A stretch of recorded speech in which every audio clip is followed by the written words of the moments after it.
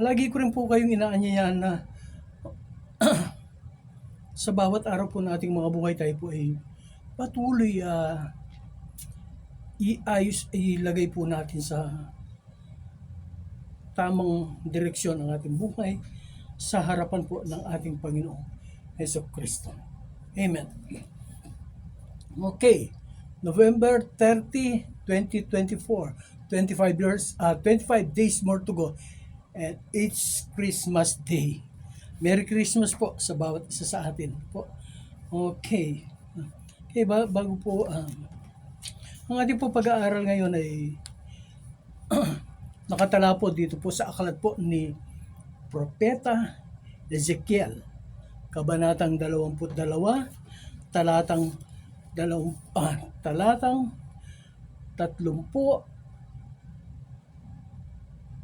ito po ang sinasabi. Ezekiel chapter 22 verse 30. Ang nagsasalita po dito ay ang ating Diyos, ang Panginoon. Ito po. Okay. Ang sabi po rito ay, humanap ako ng isang taong makapaglalagay ng pader upang ipagsanggalang ang lunsod sa araw na ibuhos ko ang aking puot. Ngunit wala akong makita. Yun po ang nakasulat sa Ingles. Pero sa Tagalog po, ang nakasulat po sa Ingles ay ganito. Ezekiel chapter 22 verse 30. Ganito po ang nakasulat. I look for a man among them who would build up the wall. I look for a man who would stand for me in the gap. He would be there on behalf of my country so that I would not destroy it. But I could not find such a man. Uulitin ko po. Napakaganda po ng nilalaman na ito na sinasabi ng ating Diyos. I look for a man among them who would build up the wall. I look for a man who would stand for me in the gap. Who would stand for me in the gap? Ang sabi po ng Diyos, He would be there on behalf of my country so that I will not destroy it, but I could not find such a man. Alam po ninyo dito, yung ano dito, kung nanamnamin po lang ninyo ang nilalaman po ng katagang ito ng Diyos. Ano po, yung pong kanyang kalungkutan, yung pong kanyang kalumbayan ay mararamdaman po natin sapagkat sabi po niya, naghahanap ako ng isang tao na magtatayo ng isang pader. Naghahanap ako ng isang tao na tatayo para sa aking bayan na hindi ko ito wasakin. Subalit wala akong makita kahit isa man, ang sabi ng Diyos. Ano po ninyo yung pangyayaring ito, yung kahalintulad po ito nung sinabi ng Diyos na yung parang yung sitwasyon niya dito, yung parang nagmamakaawa siya, parang nagpapalimos siya. Yung po sinasabi niya doon sa Isaiah chapter 1 verse 18, sabi niya, Come, so that we will reason out together. Magpunta ka rito, mag-usap tayo. Sabi ng Diyos sa tao, come and we will reason out together. Tapos po, doon po sa aklat po ng mga Korinto, ang sabi po niya doon, come, doon sa aklat po ni San Mateo, sabi po niya, come all ye that labor and are heavy laden, and I will give you rest. Ang Diyos po ay pinapadama po niya dito yung kanyang pagmamahal, yung kanyang pag-ibig sa tao, yung kanyang malasakit. Ipinapadama po niya yung siya na po ang nakikiusap. Kumbaga, siya na po ang talaga namang nagpakababa ang Diyos sa sitwasyon ito. Ang sabi po rito, naghanap ako ng tao na tatayo para sa akin upang hindi ko na wasakin ang aking bayan. Subalit wala akong matagpuan. Ang tao po, ito po, ang tao o tayo po mga tao, tayo po ay nahiwalay sa presensya ng Diyos. Dahil po sa kasalanan ng ating mga ninunong si Eva at Adan.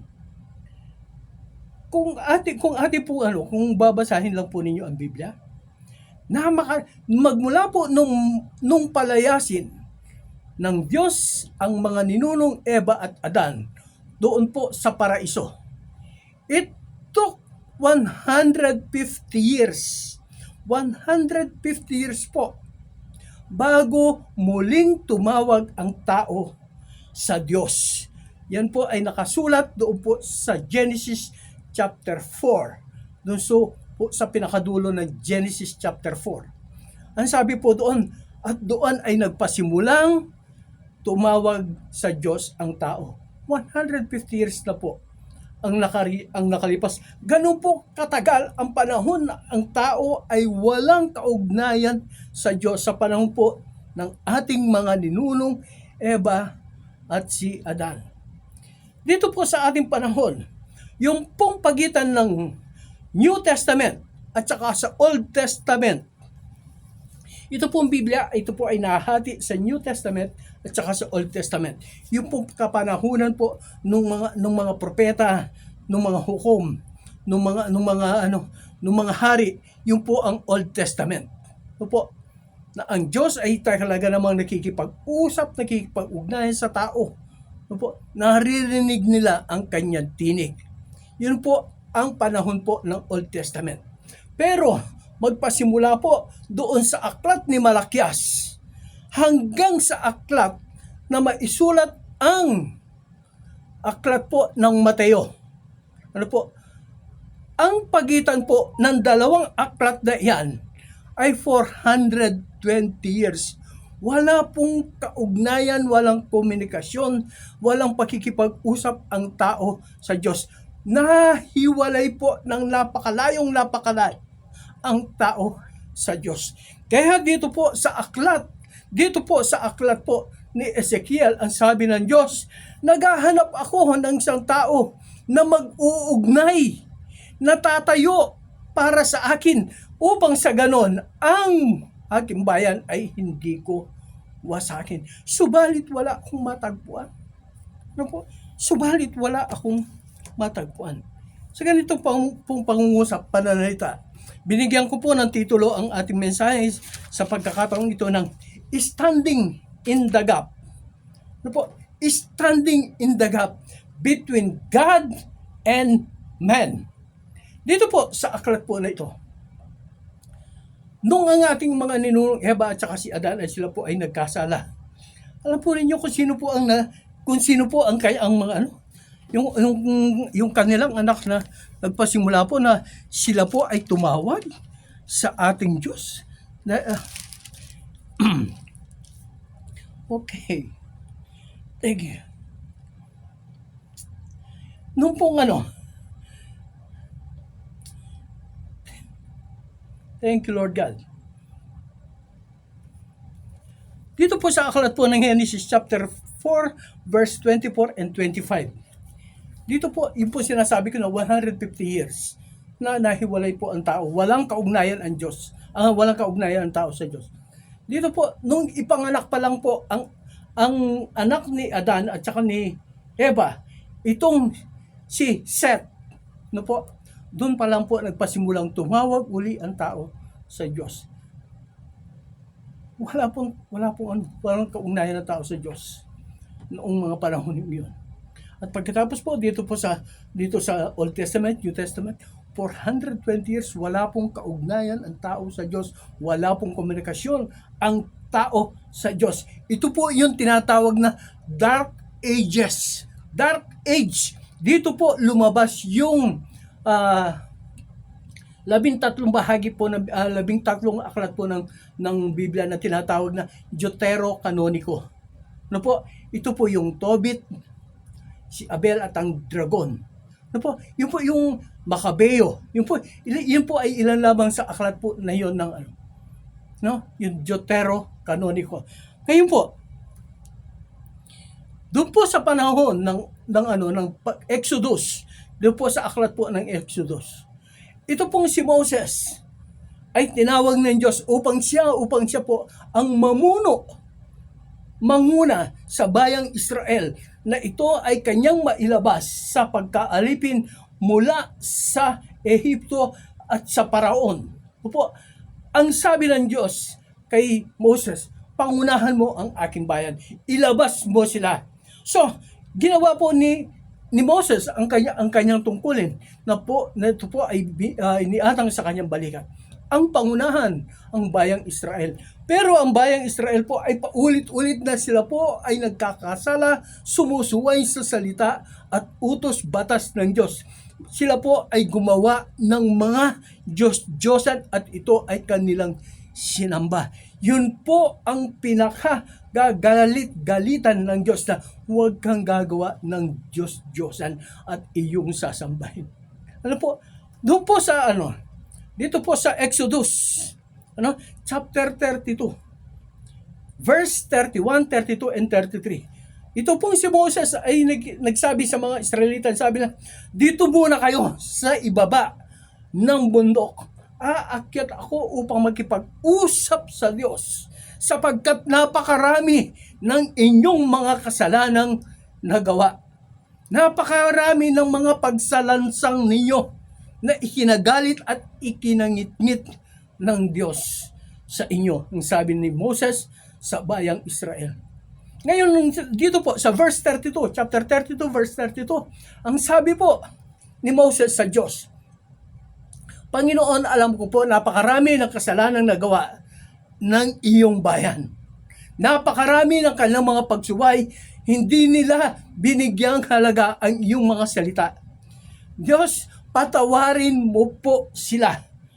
Sa pagkakataong ito, si Moses is standing in the gap between God and the Israelites. Siya po ay nagme-mediate. Siya po ay namamagitan sa Diyos at sa mga Israelita. Ang sabi po ni Moses, ang sabi po niya doon ay, patawarin mo po sila. At kung hindi mo po sila patawarin, burahin mo na rin ang pangalan ko diyan sa aklat ng buhay. Ang sabi po ng Diyos kay Moses, kung sino ang nagkasala, ay siya ang buburahin ko ang pangalan sa aklat ng buhay. Dito po sa pagkakataong ito, si Moses po ay tumayo. He is standing in the gap para po ilapit ang tao sa Diyos. Ang sabi ng Diyos, kung sino ang nagkasala, siya ang aking parurusahan. Siya ang aking aalisin, buburahin sa aklat ng buhay. Ginawa ni Moses ang kanyang tungkulin. He stand in the gap between God and man. Pero, hindi pa rin po sapat ang ginawa ni Moses. Dito po sa aklat po ni Ezekiel, ito pong aklat na ito ni Ezekiel, ito po ay mga personal testimony niya. Ito po ay personal na mga karanasan niya sa bayang Israel at sa Diyos. Nakita niya ang ngit-ngit at galit ng Diyos sa bayang Israel. Nakita niya kung paanong pahirapan ng mga pinuno ng mga Israelita ang bayang Israel. Ano po? Ang mga Israelita, ito ay kanilang talaga na inaabuso. Ano po? Sila po, yung po, sabi nga po doon yung mga pastor po sa ibang translation, pastor sa ibang Tagalog. Yung pong mga pastor, yung pong mga leader nung mga tao, yung pong mga Israelita, ang sabi po ng Diyos, kinukuha nila ang kanilang mga kayamanan. Yung mga leader nila, pinapatay nila ang iba upang sila ay yumaman. Ganito rin po ang nangyayari sa panahon natin. Ano po? Dahil sa pera, dahil sa kayamanan, pinapatay ng tao ang kanyang kapwa. Maski na kamag-anak, maski na ano pa niya, basta pag-usapan ay ang pera, wala silang pakialam. Wala silang sinasanto, wala silang sinisino. Basta pera ang kanilang pinag-uusapan. Basta kayamanan ang kanilang pinag-uusapan. Ang sabi nga ng Diyos dito, marami ang nagpapapatay ng kanilang kapwa upang sila ay yumaman.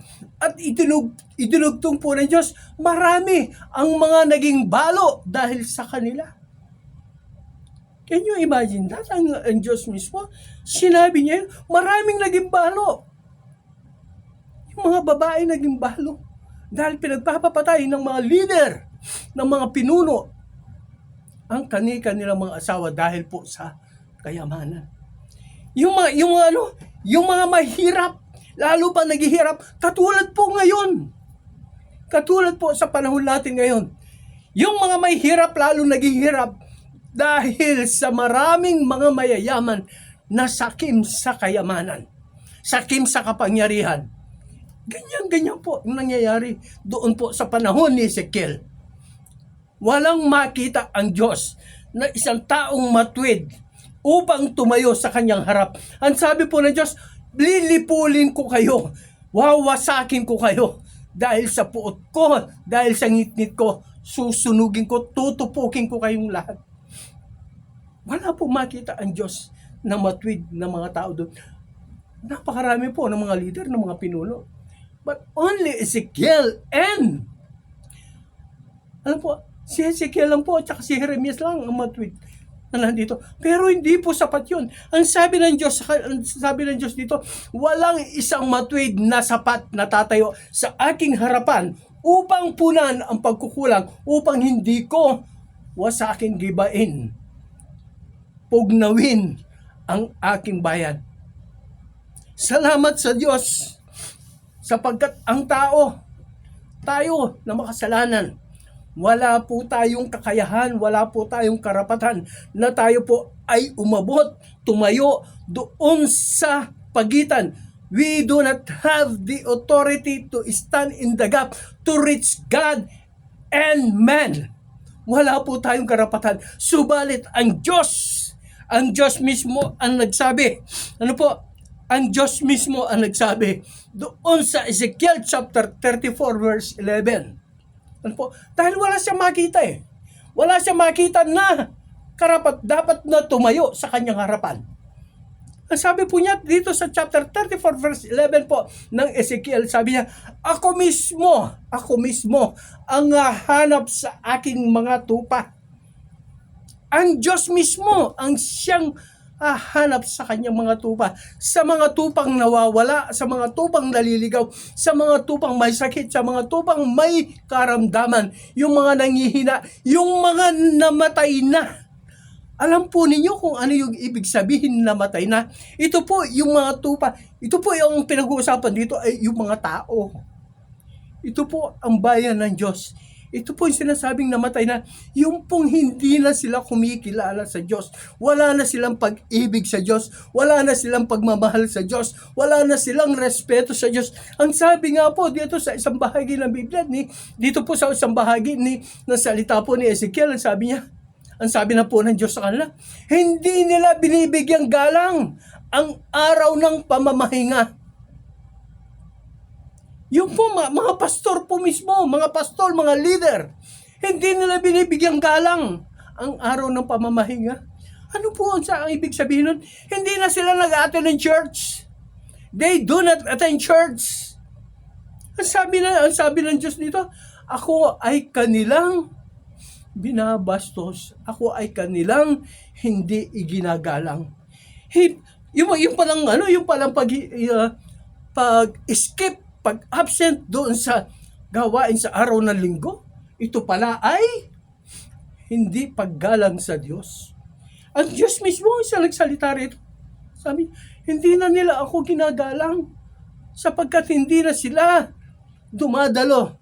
Hindi na nila pinapahalagahan ang araw ng pamamahinga.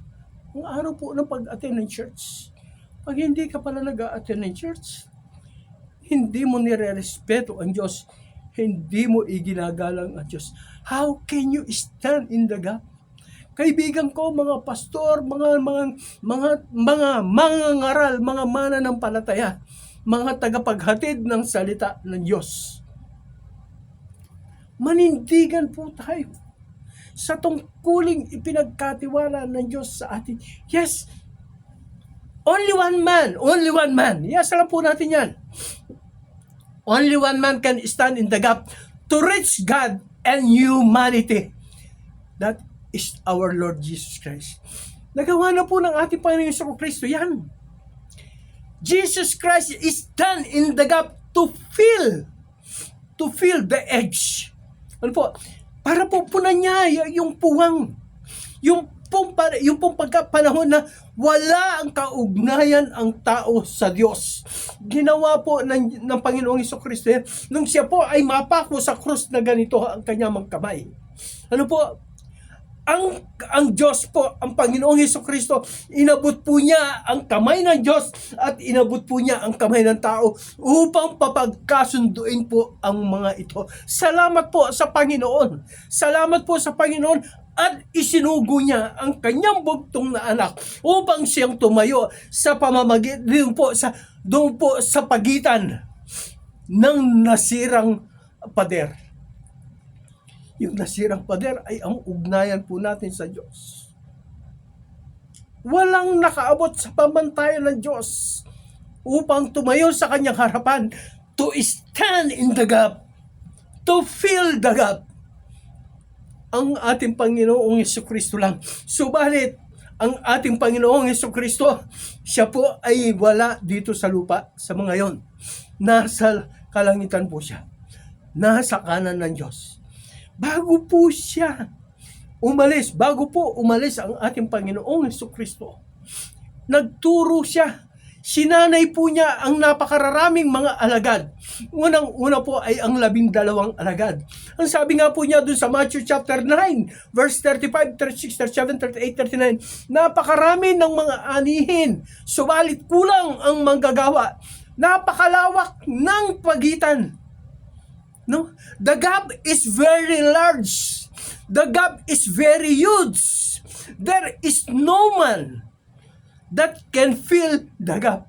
Kaya nga po, ang Panginoong Hesukristo, nagsanay po siya ng mga alagad. At ang mga alagad na ito ay kanyang tinuruan, kanya pong ginabayan, kanya pong sinanay upang sila po ang mangaral, magbahagi, magturo ng salita ng Diyos patungkol sa kaharian ng Diyos, patungkol sa kaligtasan, patungkol sa buhay na walang hanggan na ibinibigay ng Diyos. Walang bayad, walang gastos. Ito po ay libre. God, Jesus Christ is the only one that can stand in the gap. Subalit wala ang Panginoon dito. Tayo po na iniwan niya na mananampalataya. Tayo po, mga pastor, mga leader, mga manggagawa sa iglesia. Tayo po ang iniwanan niya. Sabi nga po doon sa Matthew chapter 10. Sabi nga po doon, isinugo niya ang 12 upang magturo at mangaral, magpagaling ng mga may sakit at ng mga karamdaman. Ang ating Panginoong Jesucristo po, hindi lamang po ang 12 iyon ang kanyang sinugo upang tumayo. They are not only those persons, those 12 are not the only one that God has sent to fill the gap, to preach, to teach, to heal the sick and the disease. Ano po? Lahat po tayo, doon po sa Matthew chapter 28, ang sabi ng Diyos, go ye into all the world. Preach the gospel into every creature, baptizing them in the name of the Father and of the Son and of the Holy Spirit. Ano po yun? Hindi lamang po sila, kasama po tayo lahat. Mga pastor, mga lingkod, mga misyonero, mga ebanghelista, mga tagapagturo.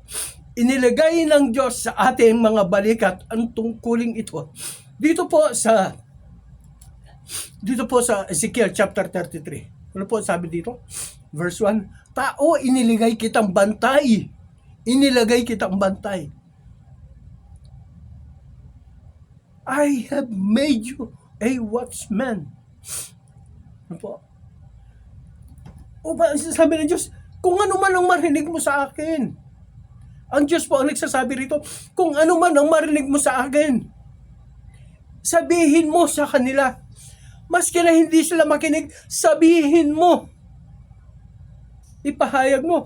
Ang sabi ng Diyos, pag sinabi kong ang taong yan ay mamamatay dahil sa kanyang kasamaan, siya ay mamamatay. Pero kung ang taong masama na yan ay pinagsabihan mo, pinaalalahanan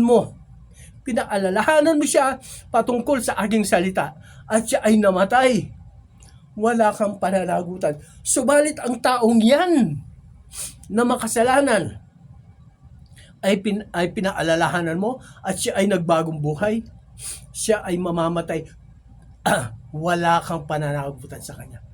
Praise God! Salamat po. Ang tungkulin po natin ay ibahagi ang salita ng Diyos. To share the word. That is our duties and responsibility. We pastors, evangelists, teachers, preachers, we are the one that will fill the gap. We are the one that will stand in the gap for man and God. Ano po? Nagawa na ng Diyos yan, nagawa na ng Panginoong Jesucristo yan. Tayo naman po, doon tungkuling hindi niya natapos. Sabi nga po niya, doon sa Matthew chapter 9, sabi niya, napakarami ng anihin, subalit konti ang mga ani. Kaya po tinawag niya tayo. We should stand in the gap. Ano po ang trabaho natin? Ano po ang tungkulin natin? Doon po sa Matthew chapter 9, verse 35, 36, 37, and 38. Sabi po niya, tayo po ay magtuturo. Tayo po ay mangangaral. Okay. Ganito po. Iba po yung nagtuturo doon sa nangangaral. Ulitin ko po. Iba po ang nagtuturo, iba po yung nangangaral. Yung pong nagtuturo, ipinapaliwanag po niya, itinuturo po niya kung ano ang nilalaman ng Biblia, ng salita ng Diyos. Pero, yung pong nangangaral, siya po ay nagpapalakas ng loob ng isang mananampalataya. Ang isang nangangaral ay nagbibigay pag-asa sa isang mananampalataya. Ang isang mangangaral ay nagbibigay ng lakas ng loob sa isang mananampalataya. Ang isang mangangaral ay nagbibigay ng lalong tibay ng pananampalataya pagkilala sa ating Diyos. Yun po ang pagkakaiba ng nagtuturo at nangangaral. Alam po ninyo, mga kaibigan ko, mga kapatid, pareho nga po nasabi kanina, napakadali, napakabilis po ng takbo ng panahon. Hindi po natin alam kung ano mangyayari sa atin. Hindi po natin alam kung hanggang kailan po ang iaabutin po ng ating mga buhay. Okay, idadagdag ko po ito. There is something wrong in my body. Kaya palagi ko pong sinasabi sa inyo, isama din po ninyo ako sa prayers ninyo. Something is wrong. No po? Meron akong nararamdaman na, siyempre, maedad na. Isa lang yun eh. Isa lang yun. Na mayroon ka na mararamdaman. Ganun, ayun lang, kumbaga, sangkap po ng buhay yan. Pero kung ano po, isama po niyo ako sa panalangin. Praise God, salamat po. Yun lang naman po ang hiling ko na. Yung pong panalangin niyo para sa akin, alam po niyo, malaking bagay po yan para sa gawain. Na ako po ay manatiling malakas malusog na nakapagbabahagi ng salita ng buhay. Salita ng Diyos. Amen. Ano po ang tungkulin ng isang lingkod na tatayo sa harapan ng Diyos? The one that will stand in the gap, to stand in the gap. Hindi lamang po yung nagtuturo, hindi lamang po siya nangangaral. Ang sabi po dito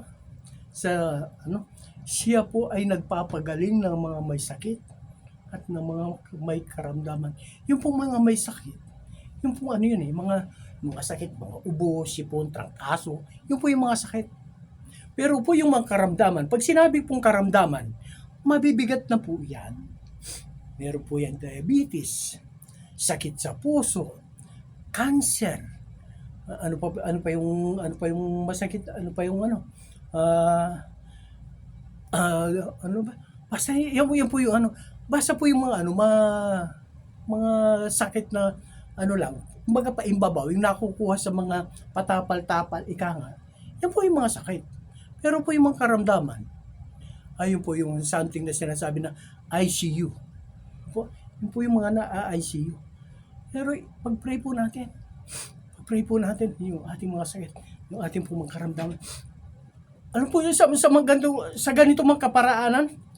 We are standing in the gap. We are standing in the gap. When we pray for our brethren, for our brothers, for our sisters, we are standing in the gap to reach God for the sake of the sick person. We are standing in the gap. Yung po sinasabi ng Panginoon, pagalingin mo po siya, palakasin mo po siya. Lord, bigyan mo siya ng kalakasan, kalusugan ng pangatawan. Lord, patuloy mo siyang gamitin sa gawain, sa mga ministeryong pinagkatiwala mo sa kanya. Lord, I pray, I stand in the gap. Yun po yun. You are standing in the gap para po doon sa isang kapatid na yun. Isang napakalaking bagay. Minsan po kasi, ano po yung pananalangin, yun po ang isang pinaka nade-demoralize na salita. Ano po pag ano lang, pag yung tao may sakit, sabi niya, sige po, ipanalangin na lang kita. Yung pong kaduktong na, ipanalangin na lang kita. Yung pong salitang lang, alam po ka, yung parang yung prayer parang as if nothing will happen. No? Ipapanalangin na lang kita.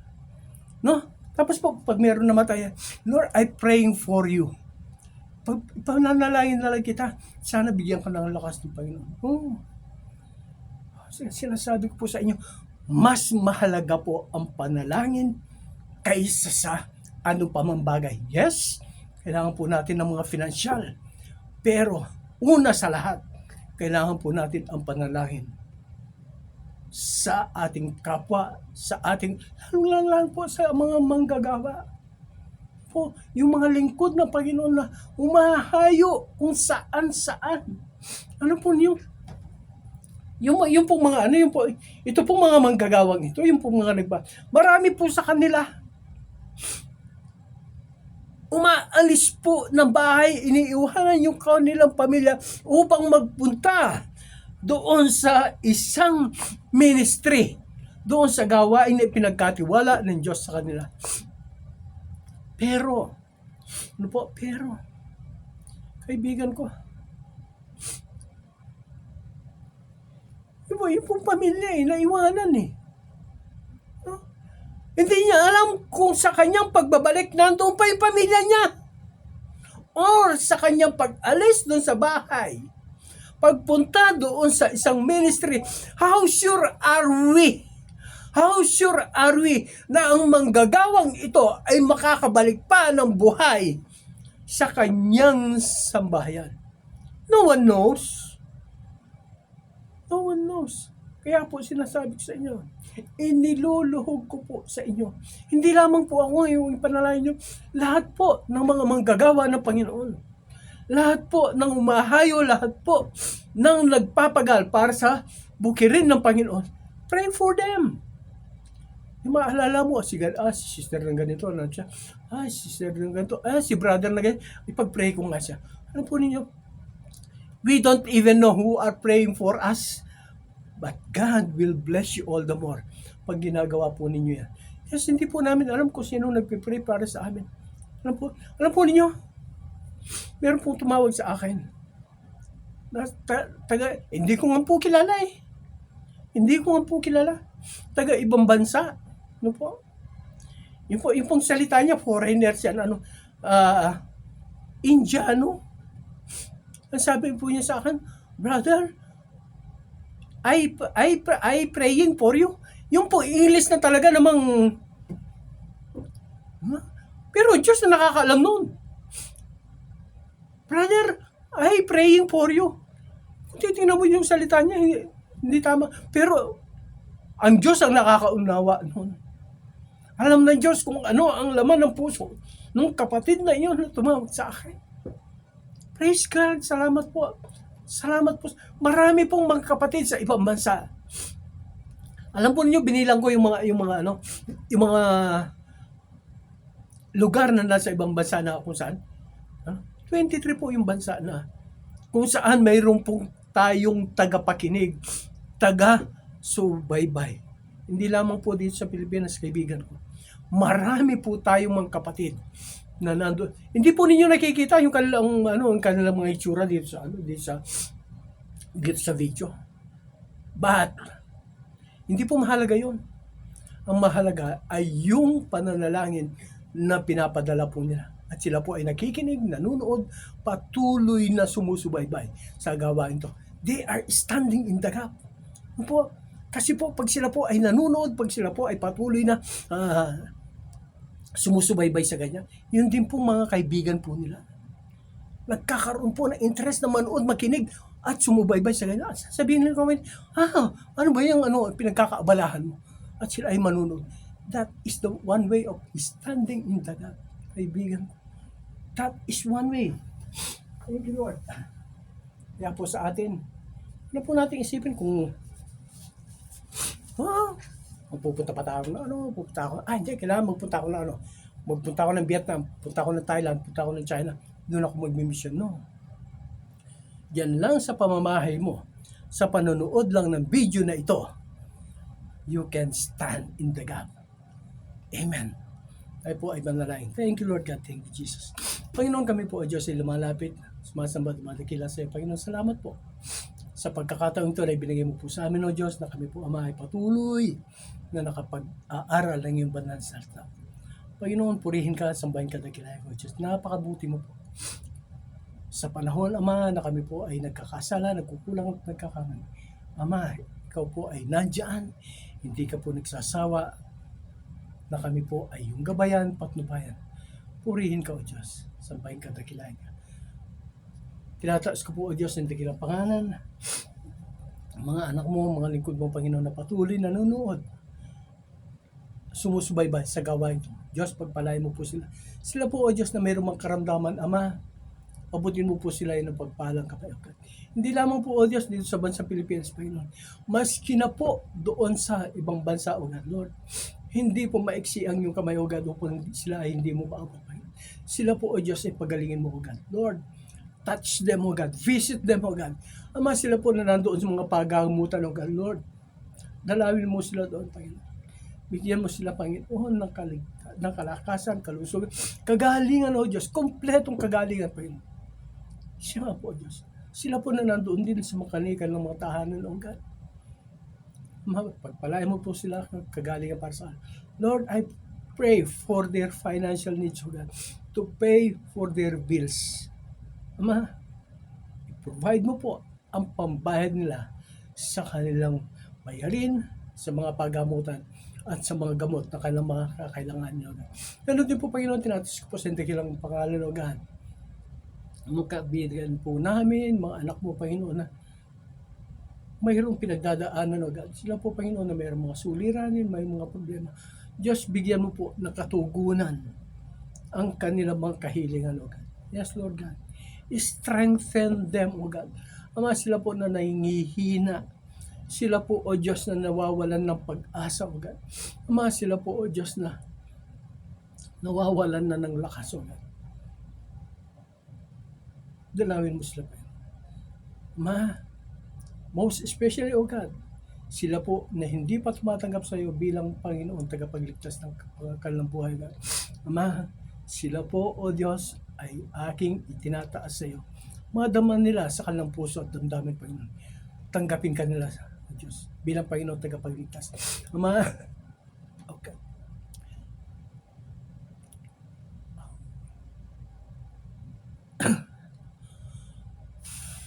Yes, Lord God. Tinataas ko po sila, O God, na hindi pa kumikilala sa iyo, Ama, na sila po ay sumunod sa ganitong panalangin. Panginoong Yesus na makapangyarihan, dakila, mabuti. Muna po sa lahat ay hinihingi ko po ng tawad, ang aking mga kasalanan, ang aking mga pagsalansang. Patawad po, O Diyos, na ikaw po ay nabigyan ko ng sama ng loob at ng hinanakit, Panginoon. Mahugasan mo po ako sa lahat po ng aking mga karumihan. Patawarin mo po ako, O Diyos Ama, binubuksan ko po ang aking puso. Magpasok ka, O Diyos, magmula po sa ngayon.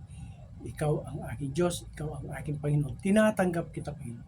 Tinatanggap kita. Lord, you are my Savior. You are my Redeemer. Thank you, Lord God. Amen. Amen. Thank you. Thank you po. Okay. Thank you.